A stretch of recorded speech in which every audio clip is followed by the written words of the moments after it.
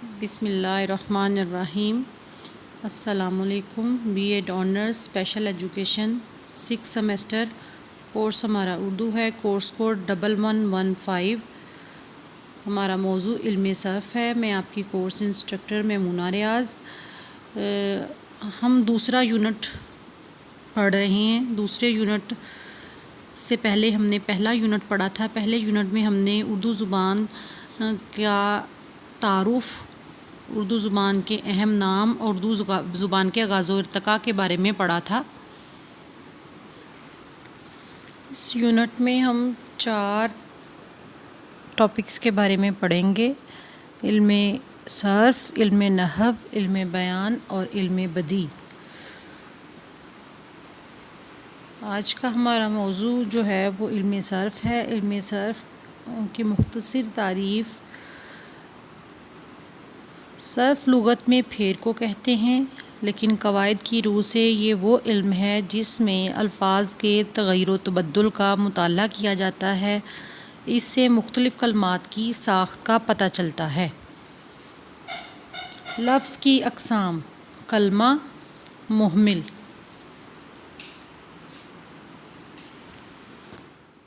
لفظ کی 2 اقسام ہیں، کلمہ اور محمل۔ انسان کے منہ سے بولتے وقت جو کچھ نکلتا ہے اسے لفظ کہتے ہیں۔ ایک سے زیادہ حروف کے مرکب کو بھی لفظ کہتے ہیں۔ لفظ کی 2 اقسام ہیں، کلمہ، محمل۔ کلمہ وہ لفظ جس کے سنتے ہی کچھ معنی سمجھ میں آئیں، مثلا روٹی، پانی۔ اس سے پتہ چلتا ہے کہ ان الفاظ کا تعلق کھانے پینے کی اشیاء سے ہے۔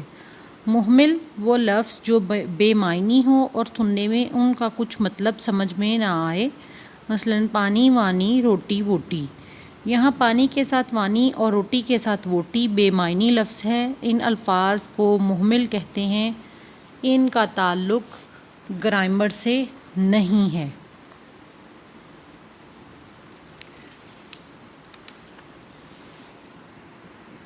کلمہ کی 3 اقسام ہیں: اسم، فعل، حرف۔ اسم کسی کا نام، کسی شخص، چیز یا جگہ کا نام اسم کہلاتا ہے، یا وہ کلمہ جو کسی شخص، جگہ، چیز، مقام، تصور یا کیفیت کا نام ہو، جس میں زمانہ اور کام بیک وقت دونوں موجود نہ ہوں، اگر ایک ہو تو دوسرا نہ ہو۔ فعل، فعل کے معنی کام کے ہیں، یا فعل جس میں کسی کام کا کرنا، ہونا یا سہنا پایا جائے، اس میں کام اور زمانہ دونوں موجود ہوتے ہیں۔ حرف وہ کلمہ جو دوسرے کلموں کے ساتھ ملے بغیر پورے معنی نہ دے۔ حرف وہ کلمہ جو دوسرے کلموں کے ساتھ ملے بغیر پورے معنی نہ دے۔ یہ اسم اور فعل کو آپس میں ملاتا ہے۔ اس کے بغیر اسم اور فعل دونوں بیکار ہیں۔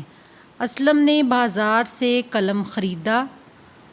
اس جملے میں اسلم اسم ہے، خریدا فعل ہے، نے اور سے حروف ہیں۔ دوبارہ رپیٹ کر دیتی ہوں۔ اسلم نے بازار سے قلم خریدا میں اسلم اسم ہے، خریدا فعل ہے، نے اور سے حروف ہیں۔ اسم کی اقسام: اسم کی مختلف اقسام ہیں، معنوں کے لحاظ سے بھی ہیں، بناوٹ کے لحاظ سے بھی ہیں، گنتی کے لحاظ سے بھی ہیں اور جنس کے لحاظ سے بھی ہیں۔ معنوں کے لحاظ سے اسم معرفہ اور اسم نکرہ، بناوٹ کے لحاظ سے جامد، مشتق اور مصدر، گنتی کے لحاظ سے واحد، جمع، اور اسی طرح جنس کے لحاظ سے مؤنث، مذکر اسم کی مشہور اقسام ہیں۔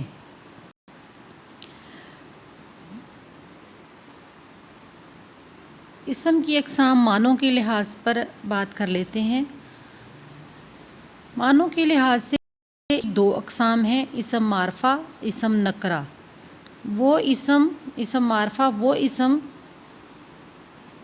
جو کسی خاص شخص، خاص جگہ، خاص چیز، خاص مقام یا خاص کیفیت کو ظاہر کرے، اسم معرفہ کہلاتا ہے۔ اسم معرفہ کی مختلف اقسام ہیں، جن میں اسم علم، اسم ضمیر، اسم اشارہ اور اسم موصول شامل ہے۔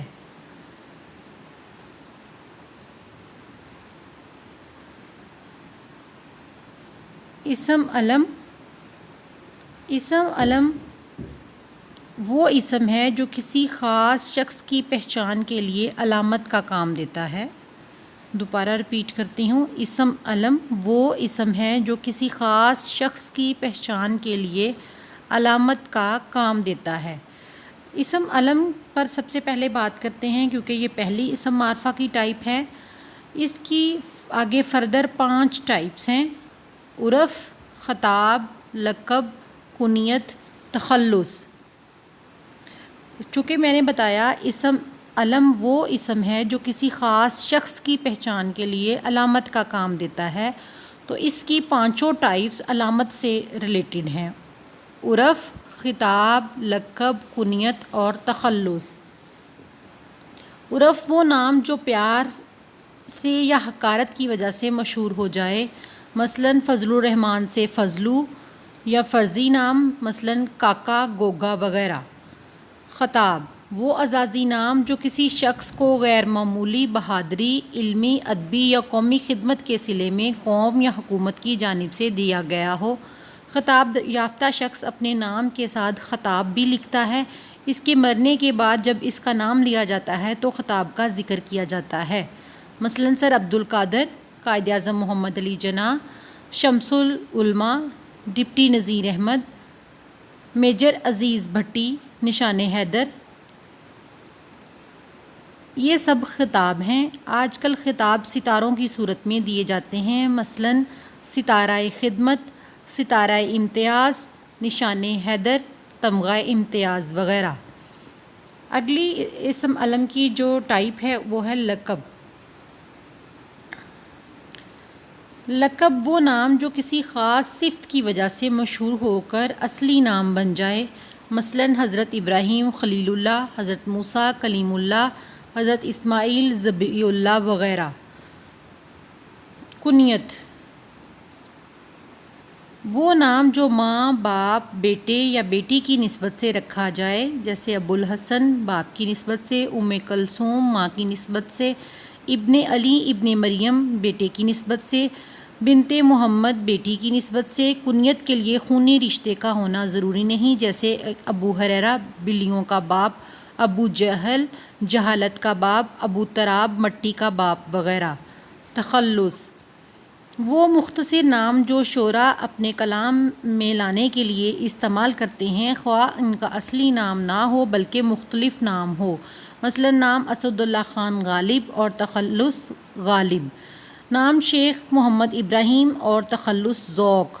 بعض شعراء نے اپنے اصلی نام کو بھی بطور تخلص استعمال کیا ہے، جیسے اقبال۔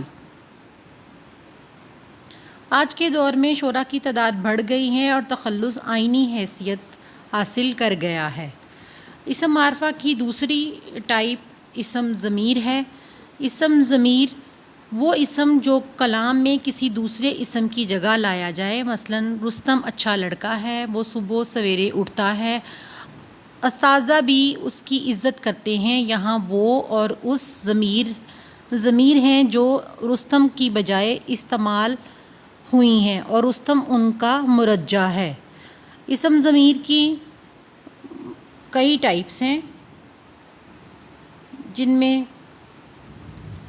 ضمیر شخصی، ضمیر موصولہ، ضمیر استفہامیہ، ضمیر اشارہ، ضمیر تاکیدی، ضمیر تنکیری اور ضمیر صفتی شامل ہیں۔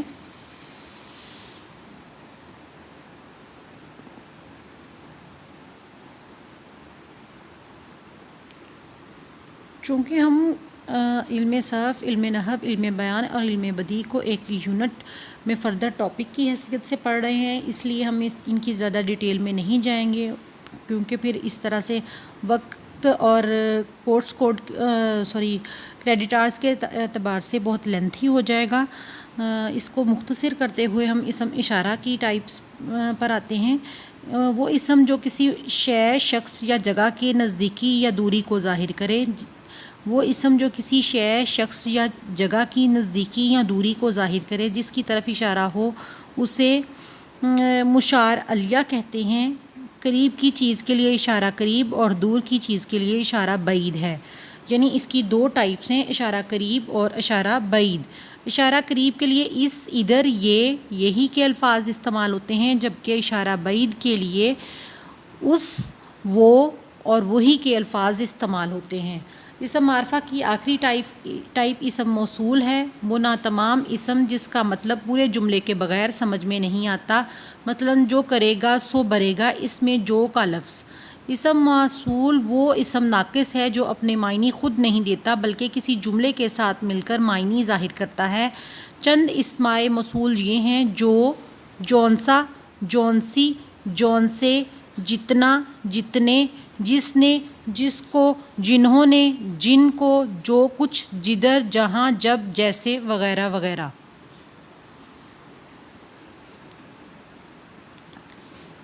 اسم منادی کے معنی بلایا گیا، صدا دی گئی. اس کے لیے ندا استعمال ہوتے ہیں. ارے تم کیا کر رہے ہو؟ میں، ارے حرف ندا ہے اور تم ضمیر ہے. منادی کے معنی بلایا گیا، صدا دی گئی. اس کے لیے ندا استعمال ہوتے ہیں. ارے تم کیا کر رہے ہو؟ میں، ارے حرف ندا ہے اور تم ضمیر ہے. یا اللہ تو ہماری مدد کر، میں، یا حرف ندا ہے اور اللہ اسم معرفہ ہے.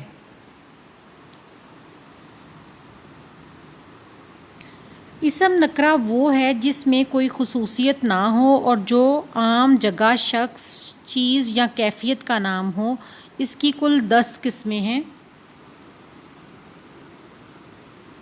اسم ذات، اسم کنایہ، اسم استفہام، اسم صفت، اسم مصدر، اسم حاصل مصدر، اسم فاعل، اسم مفعول اور اسم معاوضہ، اسم علیہ وغیرہ.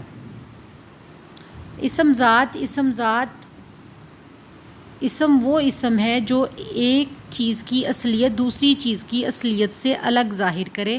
اس کی 7 اقسام ہیں: اسم جنس، اسم آلہ، اسم ظرف، اسم صوت، اسم مصغر، اسم مکبر، اسم جمع.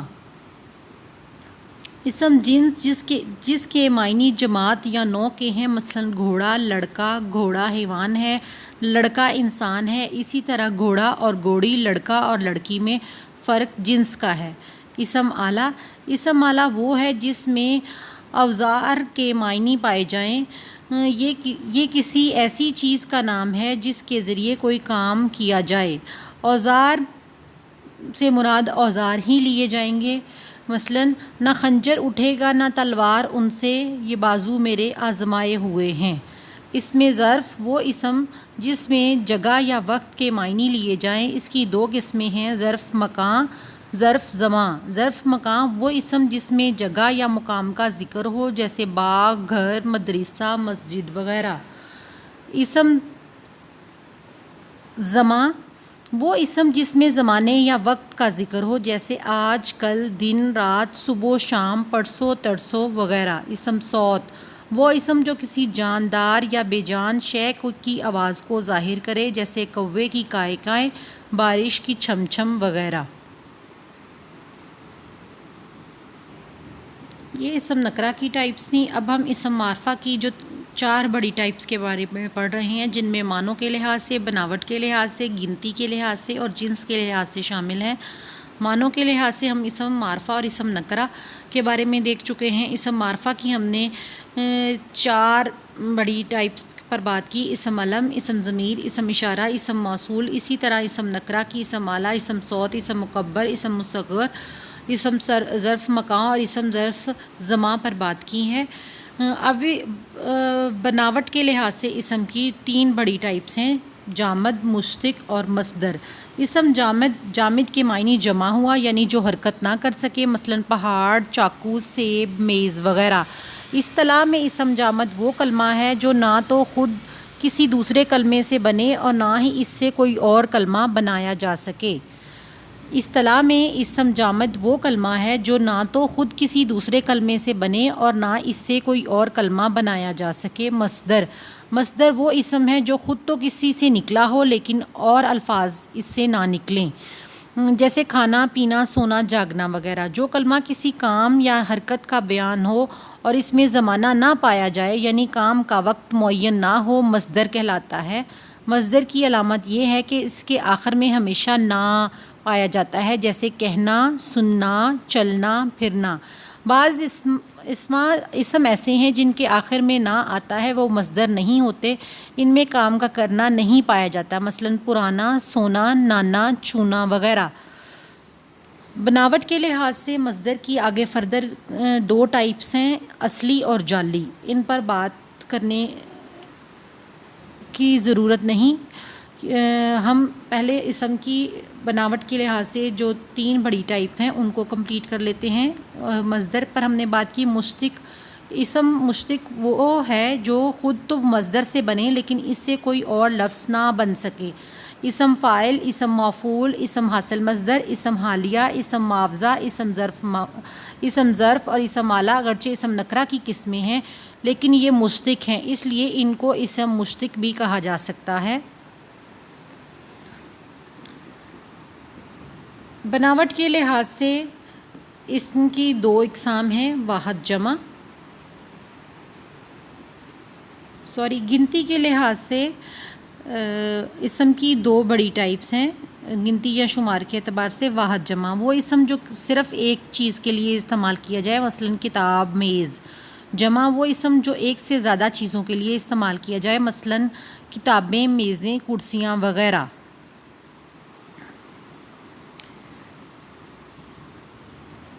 جنس کے اعتبار سے بھی اسم کی 2 اقسام ہیں، مذکر، مونث۔ مذکر وہ اسم جو نر کے معنوں میں لیا جائے، جیسے لڑکا، مرد۔ مونث وہ اسم جو مادہ کے معنوں میں بولا جائے، مثلا لڑکی، عورت۔ جاندار اسماء کی تذکیر و تانیث حقیقی ہوتی ہے کیونکہ قدرتی طور پر ان میں نر اور مادہ کے جوڑے موجود ہوتے ہیں، مثلا لڑکا، لڑکی، مرد، عورت وغیرہ۔ جبکہ بے جان اسماء میں نر اور مادہ کو کوئی فرق نہیں ہوتا، محض فرضی تعلق کی بنا پر مذکر یا مونث قرار دیا جاتا ہے، اس لیے اسے غیر حقیقی تذکیر و تانیث کہتے ہیں۔ انگریزی کے بعض مذکر مونث اردو میں استعمال ہوتے ہیں، جیسے ایکٹر سے ایکٹریس، ڈاکٹر سے لیڈی ڈاکٹر، لیکچر سے لیڈی لیکچر، ہیڈ ماسٹر سے ہیڈ مسٹریس، ہیرو سے ہیروئن وغیرہ۔ ترکی زبان کے الفاظ میں مذکر کے آخر میں میم لگا کر مونث بناتے ہیں، جیسے بیگ سے بیگم، خان سے خانم۔ بعض مذکر اسم مونث اسموں سے بنائے جاتے ہیں، جیسے بہن سے بہنوئی، پھپھی سے پھپھا، خالہ سے خالو، دیوی سے دیوتا، نند سے نندوئی۔ ذیل کے اسم مذکر کے بعض اسم ایسے ہوتے ہیں جو مذکر اور مونث کے الفاظ میں بولے جاتے ہیں۔ کچھ مونث ایسے بھی بولے جاتے ہیں جو مذکر کے بعد میں آتے ہیں، جیسے آیا، آنا، باجی، پری، دائیا، حور، طوائف، سوکن، سہاگن وغیرہ۔ بعض بے جان اسموں میں نر اور مادہ کو کوئی فرق نہیں ہوتا، ایک فرضی تعلق کی بنا پر اسم مونث یا مذکر قرار دیا جاتا ہے۔ بعض اسم جو ہندی یا فارسی کے الفاظ میں جن کے آخر میں ہے آتا ہے مذکر بولے جاتے ہیں، مثلا ہمیشہ، تیشہ، حقہ، چولہا، ڈبہ۔ ہندی فارسی کے وہ الفاظ جن کے آخر میں چھوٹی یا یائے معروف آتی ہے مونث بولے جاتے ہیں، جیسے تالی، روٹی، سبزی، کرسی، کشتی، کنجی، البتہ پانی، دہی، گھی، موتی مذکر ہیں۔ بعض اسم جسامت میں بڑا ہونے کی بنا پر مذکر بولے جاتے ہیں، جیسے پیالہ، پہاڑ، تختہ، تھیلا، ٹوکا۔ تو اسم مکبر سے اسم مزخر بنانے کے لیے یائے معروف چھوٹی یہ لگانے سے مونث بن جاتے ہیں، جیسے پیالی، پہاڑی، تختی، تھیلی، ٹوکری وغیرہ۔ بعض الفاظ مذکر بولے جاتے ہیں، جیسے آبشار، اخبار، ارتقاء، انتظار، انجیر، پرہیز، تار، ٹکٹ، جاگ، درد، روگ، سیر، لالچ وغیرہ۔ بعض الفاظ مونس بولے جاتے ہیں جیسے آواز، اشتہار، برق، بسم اللہ، بکواس، بہشت، پتنگ، پیاز، ترازو، جھاڑو، جھنکار وغیرہ۔ تمام نمازوں کے نام مونس ہیں: فجر، ظہر، عصر، مغرب، عشاء۔ تمام آوازیں مونس ہیں۔ تمام کتابوں کے نام مونس ہیں جیسے انجیل، حکایت سوداگر، رامائن گلستان، صدار نامی کتاب۔ لیکن کتاب شفا عربی لفظ حرفی ہونے کی وجہ سے مونس ہے۔ قرآن مذکر ہے۔ پہاڑوں کے نام مذکر ہیں۔ تمام شہروں کے نام مذکر ہیں۔ دلی مونس ہے جبکہ دہلی مذکر ہے۔ تمام دریاؤں کے نام مذکر ہیں لیکن گنگا جمنا مونس ہے۔ تمام سیاروں کے نام مذکر ہیں لیکن زمین مونس ہے۔ تمام پتھروں کے نام مذکر ہیں۔ دنوں اور مہینوں کے نام مذکر ہیں لیکن جمعرات مونس ہے۔ تمام دھاتوں کے نام مذکر ہیں لیکن چاندی، کلی اور کانسی مونس ہیں۔ تمام زبانوں کے نام مونس ہیں: اردو، انگریزی، پشتو، چینی، عربی، فارسی، ہندی وغیرہ۔ وہ الفاظ جو مذکر مونس دونوں طرح سے بولے جاتے ہیں وہ کچھ یہ ہیں: آب، پانی، چمک، بار، بیت، شام، شیر، وقت، موسم، کنواں، خرچ، چوڑائی، دروازہ، زبان وغیرہ وغیرہ۔ اگلی کلاس میں ہم انشاءاللہ فعل کے بارے میں پڑھیں گے۔ اسم کی ہم 3 بڑی ٹائپس پر بات کر رہے ہیں: اسم، فعل، حرف۔ آج کے لیکچر میں ہم نے اسم کی اقسام کو دیکھا: معنوں کے لحاظ سے، بناوٹ کے لحاظ سے، گنتی کے لحاظ سے اور جنس کے لحاظ سے۔ اگلی کلاس میں ہم فعل کی ٹائپس کے بارے میں پڑھیں گے۔ اللہ حافظ۔